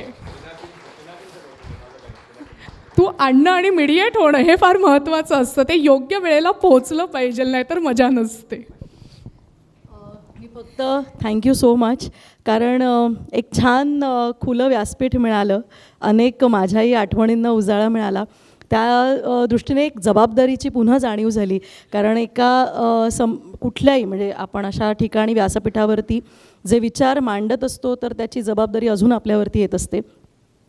तुम्ही नक्कीच या विचारांना सहमत असाल. आणि अजून एक गोष्ट सांगेन की थिएटर कोलाजकडनं दरवर्षी आपण एक नवीन कंटेंट खास लहान मुलांसाठी निर्माण करणं हाही याच अभ्यासक्रमाचा एक भाग आहे, जो दरवर्षी एक उत्तम आशयाचं बालनाट्य निर्माण आपण करत असतो. यावर्षी घोस्ट एका जंगलाची हे नाटक आपण निर्माण केलेलं आहे, ज्याचे प्रोड्युसर आहेत Viju Mane, green signals entertainment, आणि दिग्दर्शक आहे नीरज शिरवईकर, आत्ताचा आपला एक अत्यंत उमदा असा दिग्दर्शक, ज्याचे आमने सामने अनेक नाटकं, यू मस्ट डाय वगैरे ही जी नाटकं आहेत तर ती आपण पाहतोय. पण तितक्याच तन्मयतेने आणि तितक्याच जबाबदारीने एका बालनाट्यासाठी सुद्धा लेखनाच्याही प्रक्रियेमध्ये तो सहभागी होणं आणि दिग्दर्शनासाठी सुद्धा बोरिवलीवरनं इथे येणं, याच्यामध्ये अनेक गोष्टींची उत्तरं आपल्याला मिळू शकतात की ही खरंच आत्ताची काहीतरी गरज आहे आणि त्या निर्मितीच्या प्रक्रियेमध्ये आपल्यासारख्या जाणकार व्यक्तींची ही गरज आहे, कारण अशा आशयांना आपण पाठिंबा दिला पाहिजे. ती बैठकही आपण रुजवली पाहिजे ह्याच्यासाठी. त्यामुळे मी आग्रहाचं आमंत्रण करेन, आत्ता मे महिन्यामध्ये, एप्रिल महिन्यामध्ये आपण मुलांचे प्रयोग लावतो आहोत पुन्हा घोस्ट एका जंगलाचीचे. आमचा अजून एक चला हसूया हा लहान मुलांचा स्टँडअप कॉमेडी शोसुद्धा मी तयार केला, ज्यामध्ये लहान मुलं त्यांच्या आजूबाजूच्या परिस्थितीचं, प्रसंगात आपणही आहोत, नेहमी आपण आपल्या बाजूने ते प्रसंग त्यांच्यापर्यंत पोहोचवत असतो, पण ते जेव्हा समोर उभे राहतात सेम तोच प्रसंग त्यांच्या दृष्टिकोनातनं आपल्याला तो ऐकायचा आहे. त्यात मजाही आहे, पण कुठेतरी थोडीशी कानपिळणी असू शकते. एक खळी जशी आपल्या गालावरती येईल तशी एक कोपर खळीही लागू शकते. अशा आशयाचा चला हसूया हा कंटेंट आम्ही कालाघोडामध्ये आत्ता नुकताच सादर केला. त्यापूर्वी पुलं महोत्सवामध्ये याच चिमुकल्यांनी धिटाईने समोर येऊन हे विषय मांडलेले आहेत आणि खूप वेगवेगळे विषय त्यामध्ये घेतलेत. पॅन्डेमिकमध्ये सुचलेला हा मला थॉट होता, कारण मुलांमध्ये आपण राहिल्यानंतर आपल्याला कळतं की आपण किती निखळ आनंदाच्या एका वलयामध्ये असतो आणि त्यांच्याकडे खरं तर खूप सारा कंटेंट आहे. ते नुसते बोलायला लागले तरी आपण खळखळून असतो. तर तेच जेव्हा आपण त्यांना हा मंच जर दिला तर बघूया काय काय विषय बाहेर निघतात. आणि अनेक आले. एका लग्नाची भयंकर गोष्ट, आपल्यासाठी आनंदाचा सोहळा असतो, नटणं थटणं, पण ते बोचणारे कपडे घालून तिथे येणं, लोकांना उत्तरं देणं, ओळखलं का मला, ओळखलं का मला, हे त्याच्यासाठी त्रासदायक असतं. हे जेव्हा तो त्याच्या मुखातनं सांगतो, किंवा पिंक अँड ब्लू, आत्ता आपण लहानपणापासून मुलांना सगळे रंग दाखवतो इंद्रधनुचे, है ना, पहिले इंट्रोड्यूस करतो, सांग बरं सप्तरंग कुठले, लाल, हिरवा, निळा, पिवळा. पण आई जेव्हा प्रेग्नंट असते तेव्हा दोनच रंग का येतात आणि कुठून आलेत ते? मुलगा म्हणजे निळा आणि मुलगी म्हणजे गुलाबी. आणि जर एखादा मुलगा म्हणाला आई मला गुलाबी रंगाचा शर्ट हवा आहे, की आईचे डोळे चमकलेच, ओ माय गॉड, काही प्रॉब्लेम तर नाही आहे ना. हा आहे, आपण या नॉनसेन्सचा भाग आहोत. म्हणजे आपण या अर्थाने की सगळेच मंडळी की नको बाई पिंक कलरचं शर्ट मी माझ्या मुलाला नाही घालणार. आणि मग हळूहळू मुलगाही म्हणू लागतो की आई मी पिंक कलरचं शर्ट मला का घालतेस तू? किंवा मुलगा रडायला लागला की काय मुलींसारखं रडतोयस? तेव्हा ते मूल म्हणणं की अरे मला येतं रडू, मला वाटतंय आत्ता रडावंसं, लेट देम क्राय. हे असे गमतीशीर विषय घेऊन येतोय. आणि आनंदाचा अजून एक भाग म्हणजे दर टप्प्याला एक एक पायरी थिएटर कोलाज आपल्यासारख्या व्यक्तींच्या आशीर्वादातनं आणि सहकार्यातनं उभं राहतं आहे. या विचाराला चांगलं पाठबळ मिळतं आहे. आम्ही परवाच्या दिवशी मुंबई तक, आज तकचंच एक डिजिटल प्लॅटफॉर्म आहे जिथे 5-5 मिनटाच्या स्लॉटमध्ये माईक चेक नावाचा एक छान कॉन्सेप्ट त्यांनी सुरू केलेला आहे, ज्याच्यामध्ये आमची 11 मुलं तिथे हे विषय घेऊन उभे राहत आहेत, वय वर्ष 5 ते 15. कालाघोडासारख्या प्रांगणामध्ये अत्यंत इंग्रजाळलेलं, कारण तिकडचे आयोजक पण म्हणाले की मराठी खरं तर कंटेंट आला पाहिजे, हे वाटतं सगळ्यांना, पण ते येणार कधी? नुसतं आतून वाटून उपयोग नाही आहे. We have to step in for that. तर तिथे मलाही ती पोटात गोळा आलेला की आपण 11 परफॉर्मन्सेस मराठी भाषेतले मुलं आणि त्यात, तर त्यांनाही वाटलं लहान लहान मुलं असतील, काहीतरी बोलतील, मध्ये अडखळतील, काय होणार आहे काय नाही. पण 11ही परफॉर्मन्स हे असे विषय घेतले होते, त्यामुळे मुलांनी जे काही तुडुंब आणि अमराठी माणसांनीही ते तितक्याच आनंदाने एन्जॉय केले, खळखळून हसले आणि त्याविषयी चर्चा झाली. सो हा एक प्रयास आहे, त्यामुळे आपल्या सगळ्यांना अगत्याचं आमंत्रण आहे. जेव्हा जेव्हा थिएटर कोलाजची कुठलीही कलाकृती तयार केली जाईल तर त्यामध्ये आपल्या उपस्थितीने नक्कीच तिथे प्रार्थनीय राहील. आणि हे माझं आजच अनेक वर्षांसाठीचं अगत्याचं आमंत्रण समजा. Thank you so much for this beautiful platform. आणि आजचा दिवसासाठी मी नंदेश दादालाही खूप मनापासून ग्रॅटिट्यूड, थँक्यू सो मच. कारण त्याच्या नसण्यातनं सुद्धा काहीतरी असणं मला मिळालं. त्यासाठी मी खूप थँकफुल आहे. I don't know about you, पण मला असं वाटतं की कुठेतरी आपणही एकमेकांशी आज जोडले गेलो. थँक्यू. आणि मी सुरुवातीला म्हटलं तसं की नंदेश उमप सर आहेतच, पण हक्कानं फोन करावं असं धडधडत फोन जेव्हा उदयदादाला केला त्यावेळेला तो म्हणाला थांब मी जरा बघून सांगतो. आणि परत फोन आला त्यावेळेला म्हणजे मी जवळपास उड्या मारल्या होत्या की चला झालं आता हा येतोय मी सुटले. त्याने सांगितलं नाही माझं नाही शेड्यूल मॅनेज होते. म्हणजे तेव्हा मी जेव्हा वैद्याला फोन केला तेव्हा असं झालं होतं की झालं म्हटलं नाही. आणि मग यांचं नाव आलं आणि तुमच्याबरोबरीनं म्हणजे आज खरंच डेस्टिनी डिसाईड. रोहित प्रधान पण त्याचे फोन लागले नाहीत. तर असा एक छान अनौपचारिक गप्पांचा आजचा कार्यक्रम. पुढच्या गप्पांना आपण भेटणारच आहोत, सांगायची गरज नाही, तुम्ही येणारच आहात कारण गप्पा आपल्याच आहेत. त्यामुळे भेटूया पुढच्या महिन्यात.